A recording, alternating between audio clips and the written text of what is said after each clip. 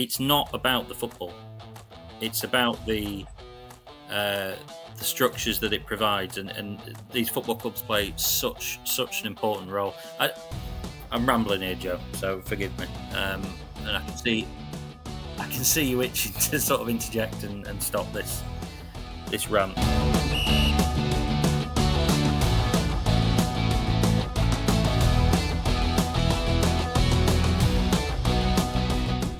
Hello and welcome to another edition of All Wednesday as we talk through the latest round of chaos at Sheffield Wednesday. Every week we think we've hit a new low, think we've hit rock bottom, and then things happen which make it feel even worse. I'm joined by Alex Miller, who has been right across everything happening at Wednesday alongside myself, and I think the guys over at BBC Radio Sheffield deserve a big shout out as well. Alex, another week, another round of madness. I think we'll maybe start with the positive amongst all this. Sheffield Wednesday have a new manager. Yes, they do, and it's the end of a protracted saga, which I think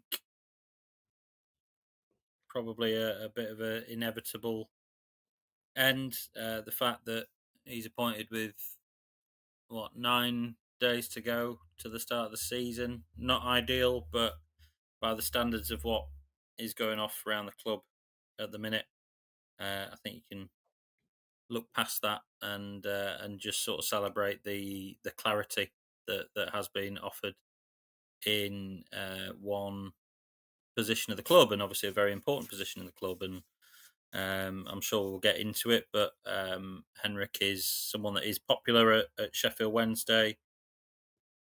Fascinating coaching background, certainly highly regarded by people that you and I speak to in terms of the impact that he's had in his time at Wednesday. And I think the biggest thing with any new manager walking into a new club, or newly appointed to a new club, especially with the proximity of the season, the getting to know you stage, the settling in period is done, and hopefully the provisions are there for him to be provided with a coaching staff and the setup that he wants. I can't imagine it's going to be exactly what he wants because of the situation that the club's in. But good luck to him.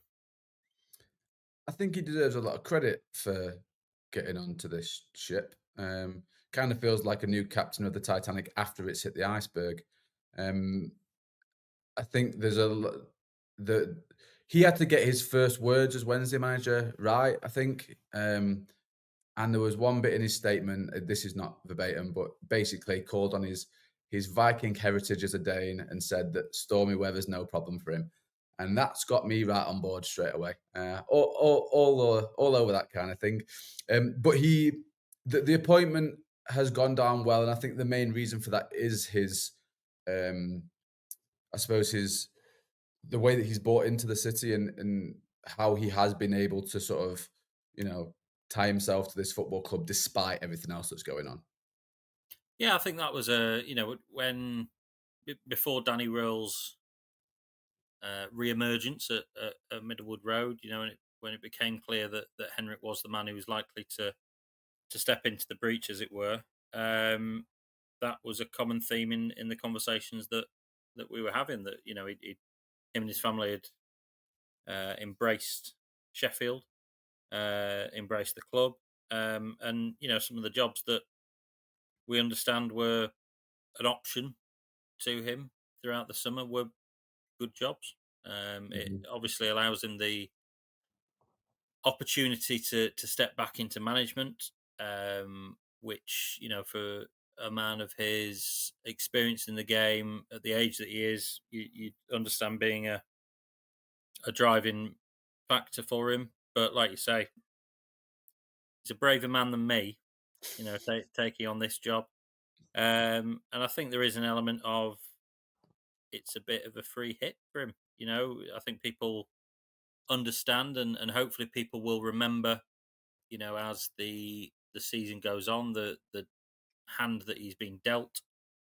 Um, and look, everyone's hoping at some point down the line, Um, the club is in different hands, which obviously changes the complexion of things again. Not entirely sure what the timescale is on that, and I wouldn't, by mentioning that, I'm not offering any false hope. Um, but yeah, let's wait and see how everything plays out. As we've made reference to, Sheffield Wednesday have bucked the trend and bashed the bookies in a couple of occasions. I think this would be, even making a real fist of things at the bottom of the table, if we're being completely frank, would be some achievement. Um, let's see how things play out. Yeah, I think at this stage, finishing second bottom would be seen as an achievement, given how things could go, even if it does still result in relegation because of just how bad things have got. We've spoken at length on the phone in recent weeks about everything that's going on, and it does feel like um, every other day we have a conversation going, well, at least we've reached the bottom now, and it can't get Mhm. worse.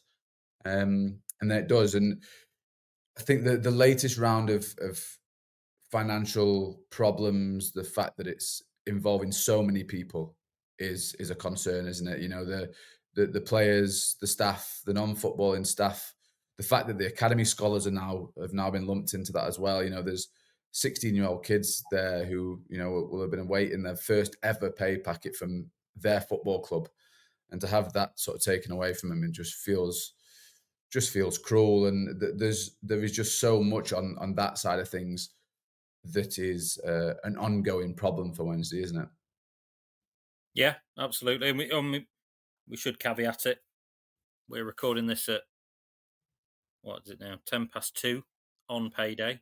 Um, the banks remain open, and there are potential contractual um, matters to navigate in all that, which I'm sure we'll go into in a little more detail. Um, and so yeah, until the clock strikes midnight, I guess. Um, that is as we know, people at all levels of the club have been communicated that to not expect their payment today. Um, the fourth month in five, I think it is, for playing staff. The third month in a row that it's impacted non-footballing staff, and it's just a miserable situation, with no tangible end in sight, really. And it's prompted, potential um, strike action. Strike's a shorthand term. I don't know if that's a little bit grandiose. It's certainly a strong consideration from the players to not take part in a behind closed door friendly on Saturday. We sort of reported, looking ahead to Leicester, which will come around very quickly now, I think. They're probably less likely to. Excuse me, someone's breaking in next door. Um, Less likely to take up any recourse that they have there, but who knows? We'll see. I think it paints a picture of the mood in the camp, and the meeting that was held at Middlewood Road yesterday at the time of recording. Um, Felt like the straw that broke the camel's back for the mood, and the feeling of just sort of getting on with things. Yeah, I think there has been. I wouldn't say a common thing about where the players are at, but I think maybe because they've just kind of got on with their jobs, people from the outside maybe thought that they were not okay with it, but were just plodding along. Um, it's not the case, is it? There is a lot of unhappiness, a lot of anger, a lot of frustration within the football club at the moment, not just from the players, from everybody. And you touched on it there, the walkout business. We've seen, I suppose, a blueprint for how to get out from Josh Windass and Michael Smith. There is now a concern that other people could at least try and follow them out the door, isn't there? Yeah, if they're not paid today, again, constant caveating, Yeah. as is always the case with this football club. But um, yeah, and the you could look down the squad, which is threadbare, and the players there that um, have some level of experience of football at championship level, and you start peeling away even one or two of those. It Yeah. again changes the complexion of the squad. We saw it happen with the two departures with Josh and Smudge, and you're looking at some players that I wouldn't like to speculate at this point. Um, we've had the policy of not naming players that and that will remain, but um, yeah, it starts to look even grimmer and even more like an uphill battle. And on top of that, there is still the issue surrounding club captain and stalwart Barry Bannan. The Barry situation is not to sort of single people out, but it does feel especially sad, doesn't it? Given what Baz has done for this club, what he's been through at this football club, the fact that look, a month now since his contract at Sheffield Wednesday expired, he's still there. He's still trying to rally the troops. He's still training, doing all those kinds of things.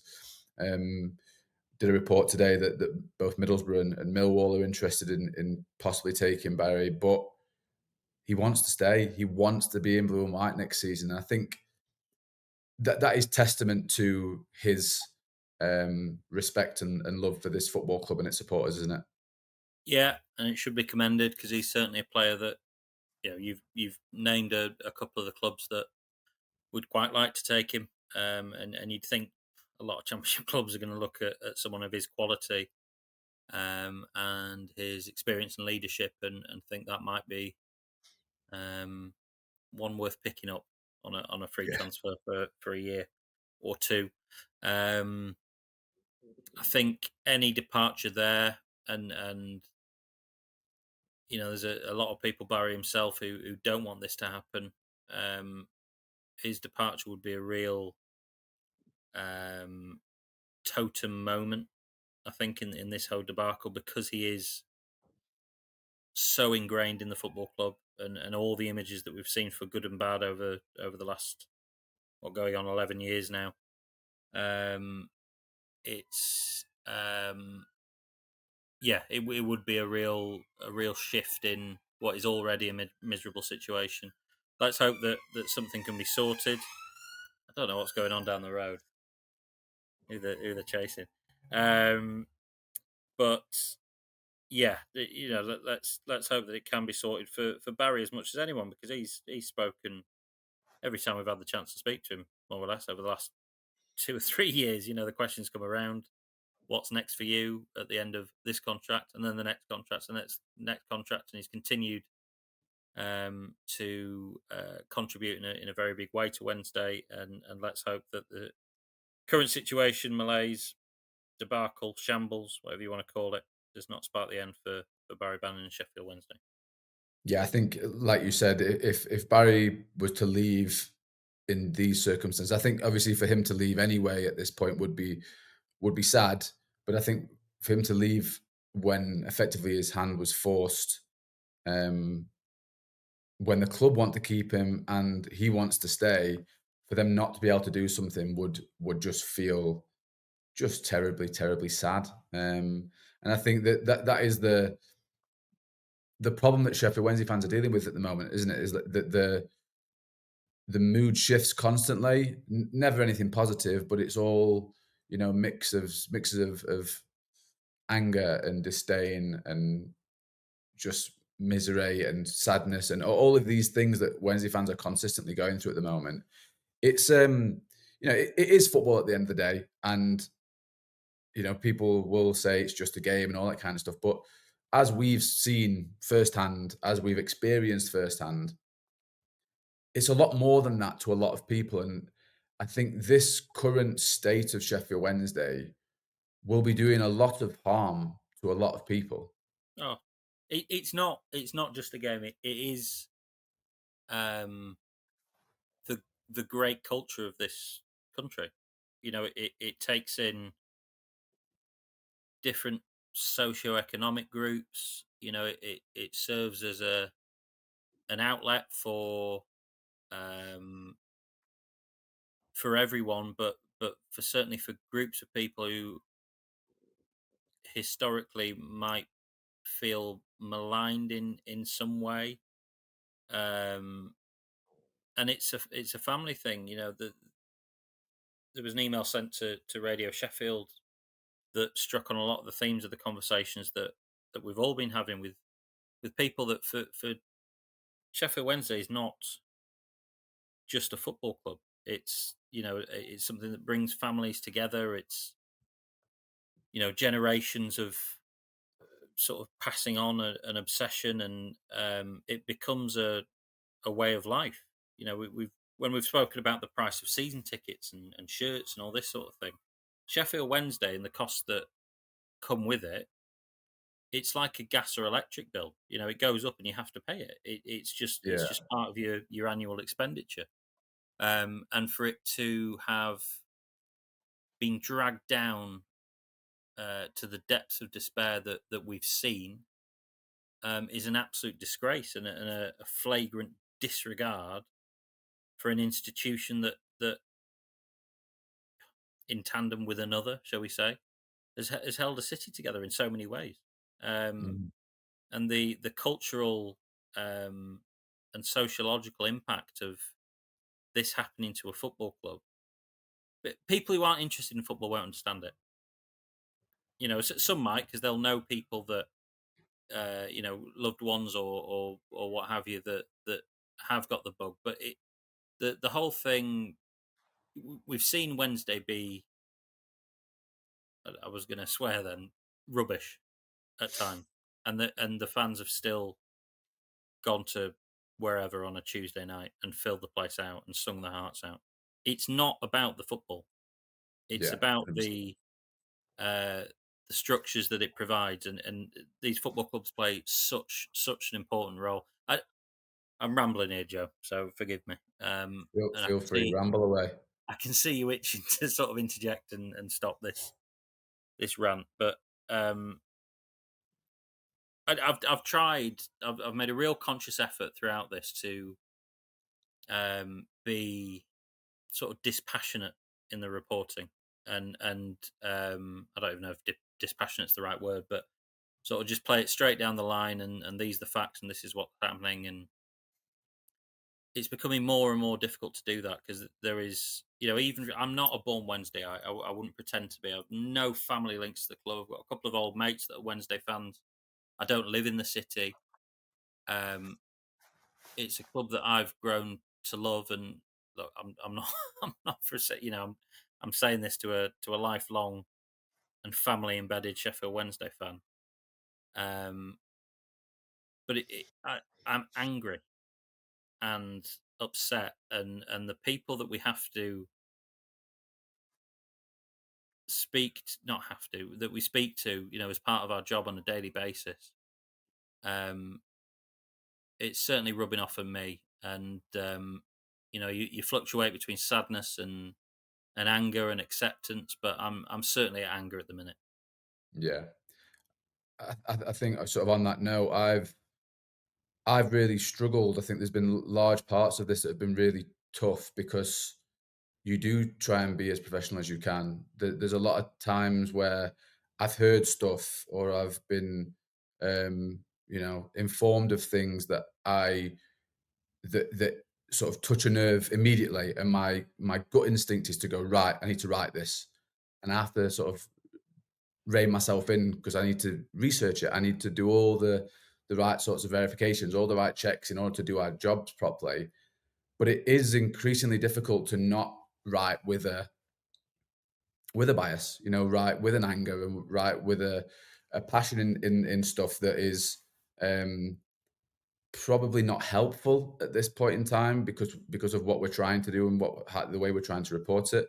Um, but I think on that note, the North Stand business is I think for a lot of people has been a bit of a tipping point, hasn't it? Because we've known that it's been a problem for a while now. We've been looking into it for a while now. But the fact that, look, obviously there's still time, but in all likelihood, Sheffield Wednesday's biggest stand will not be in use because of, let's have it right, just sheer neglect. for the first home game of the season, it's a travesty, isn't it? It is a travesty. Um, and I guess the poetic license is that whatever's played out on that pitch, until the SAG are satisfied, however long that might be. There's conflicting ideas on the scale of the work that needs to be done. I'm absolutely not expecting it to be open for the opening days of the season based on the conversations I've had. Um, yeah, I, there's going to be a word that's spelt out in white lettering, looking down on all this, and there is a degree of poetic license in that. Mhm. Um, Again, I'm having to row myself back because this isn't dispassionate I professional. think the fact as well that the opposite side is where the cameras are, and that, any view of Hillsborough, you'll see one big empty stand with, like you say, a few white chairs on there that is, comes with at least a hint of irony. Yeah, certainly. And look, it's not what anyone wanted. It's the club could have dealt with this earlier. The club could have dealt with this earlier when cash was more abundant. Um, and I think a lot of people are rightly very very angry. And again, look, we'll see how things play out. But this isn't a new issue. And for the councils don't want to do this sort of stuff. There's no way that this has been done, and we There's can no see, benefit to them, is there? no, and you can see in I've seen certain documents down the line and this sort of thing, and it's quite clear that Wednesday were given every chance to make the requisite improvements or enhancements or reinforcements, whatever you want to put it, and it hasn't been done. And you look back at some of the investments that they have made, players, loans, this, that, and the other. Beggars belief. Yeah, I think it's another perfect example of the way that Sheffield Wednesday is run under the current ownership. Push everything to the last minute, keep pushing it to the last minute until you can't push it anymore. And obviously, the problem now is that by from how it looks on the outside, there is no money available to fix the problem that has been pushed to the last minute. And now, as in every situation at Sheffield Wednesday, the people that suffer are those who are paid their hard-earned money to sit in the stands and cheer on their team. The fans that I am sure will sell out Leicester away, despite everything that's going on. And it just everybody deserves so much better. And I think that is the thing that is so great in with all of this. The players deserve better. Henrik now as manager deserves better. The fans deserve better. Every single person who is paid by Sheffield Wednesday or should be paid by Sheffield Wednesday deserves better. And we just got to hope that that will change and that things will get right. We've, yeah, that's all we can hope for.